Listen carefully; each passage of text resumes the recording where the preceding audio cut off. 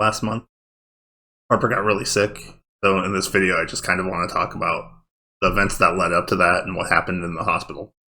So, I mean, it all started on a Friday. She came home from school. She had a 102-degree fever. We kind of didn't think anything about it. That night, she ended up going to the ER, and the ER just said she's fluish. So they did a COVID test. Then we brought her home. They didn't really spend that much time looking at her. So then the next day, her urine was a different color, which we eventually learned what that was. But we had it tested twice. We kept having the doctors take a look at it. But they checked for UTIs. They checked for blood in her urine, but didn't find anything.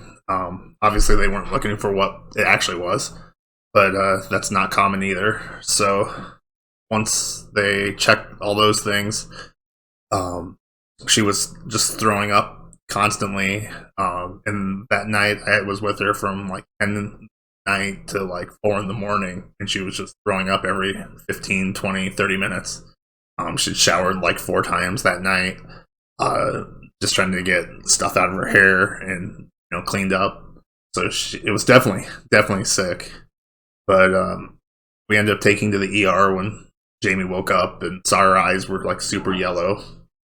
The lights had been off most of the night, so I hadn't seen it. So when she went to the hospital, they did some blood work and basically said that, things aren't looking good. She's in liver failure. So at that point, they decided to take her from the ER and take her to Omaha. And they were fighting between the pediatric hospital and UNMC. Thank goodness they chose UNMC. But it took them 3 hours to figure that out, which probably would have been helpful to get her back up and going faster. So at that point, it's kind of a blur of what happened because we drove from Lincoln to Omaha. We got to UNMC, and finding where to go wasn't easy. But once we got to UNMC, we checked in and found out Jamie and I were the only two that could be there. She couldn't have any other guests. We get upstairs to where she's at, and she's in the infectious disease unit, which we didn't know about till we got there because she had that positive COVID test from Lincoln on the ER visit 2 days ago. And at that point, we get up to the floor and just hear a kid screaming. It was Harper. And at the same time, they're telling us to put on goggles, put on protective gear, put on gloves. And so we finally get in and see her, and she's completely non-responsive. She's basically just screaming and basically trying to get out of the bed, but she doesn't really understand at that point. Because with liver failure, you get ammonia backed up because the liver normally clears that. And it basically all of her communication functions were gone at that point. So basically they had to intubate her and basically put her under. The next 2 days were pretty hard. Because, we really didn't know what was going on. We heard liver failure. We didn't really know what that meant. But as soon as we talked to the surgeons, we started talking to a transplant team. And they were saying, it's time to get Harper listed. Not that we're necessarily going to go through the transplant, but want the option available. So we had to talk to multiple teams of people. At that point, about 55 people were looking at Harper. We had to go through, 3 pages of paperwork or more telling us kind of what to expect for transplants, what's required for people who go through that process, what it means, what the risks are. So we had, I don't know how many people we talked to, 3 or 4 people, hour-long meetings at a time. We'd go over, how she was before she got sick, kind of everything. Then I believe it was still the first day that we were there. We ended up listing her for a transplant. And the next day, her cousin came down because they were the same blood type. They were possibly a match. She was going to donate part of her liver. But in the end, there was a reason they couldn't proceed. So that wasn't going to work. So we kind of went home that night disappointed. About an hour later, we went back to the hotel, and we got a call saying they had a donor basically available, and they were asking if we would accept it.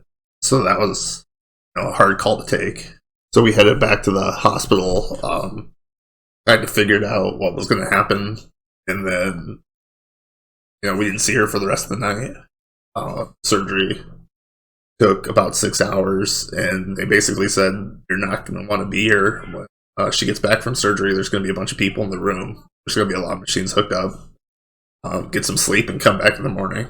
Luckily, the surgery was successful. The doctor said everything went well, so he just had to sit and wait because she was so sick going in. She wasn't just instantly better. It's not like the ammonia cleared up. Her liver numbers became better. It took at least a day before she even opened her eyes and talked to us again. But then even after that, it was 3 or 4 days before we heard her voice again. After the surgery, it was really, I think, 3 weeks in the hospital. We got released and we got home. It's been going okay. We're definitely not out of the woods yet, but things are seeming okay. There's still a lot of things to be worried about. Injection, everything going on, but we've had lots of support. We need to thank everyone for all the support we received on Facebook. People reached out to us, texts, comments, gift cards, and other things. It's really helped a lot. Just talking to people to get through it. But a lot of people have been supporting Harper, and it's been super helpful. Thank you to anyone that's reached out, and thanks for everyone who sent anything to Harper, either at the hospital or once she got home.